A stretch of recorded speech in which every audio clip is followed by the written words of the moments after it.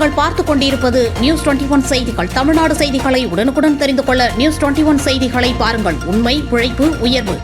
ஒட்டன்சத்திரத்தில் தமிழ்நாடு போராடும், தமிழ்நாடு வெல்லும் என ஒன்றிய அரசுக்கு எதிரான திமுகவின் கண்டன பொதுக்கூட்டத்தில் தமிழ்நாடு கல்வி வளர்ச்சியில் இருமொழிக் கொள்கையை இந்தியாவில் பின்பற்றியதால் தான் இந்தியாவில் உயர்கல்வி நிலையில் முதன்மை மாநிலமாக 52 முதல் 54% உயர்ந்துள்ளதாக உணவுத்துறை அமைச்சர் சக்கரபாணி பேசினார்.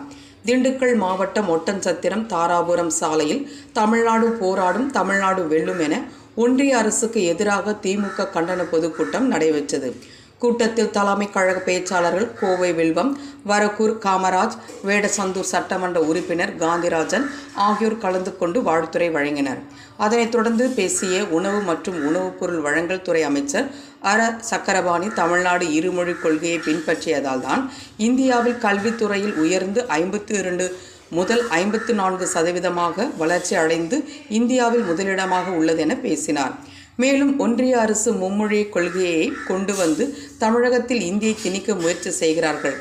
60 ஆண்டு காலத்திற்கு முன்பு இந்திக்கு எதிராக திமுக கடும் போராட்டம் நடத்தியது.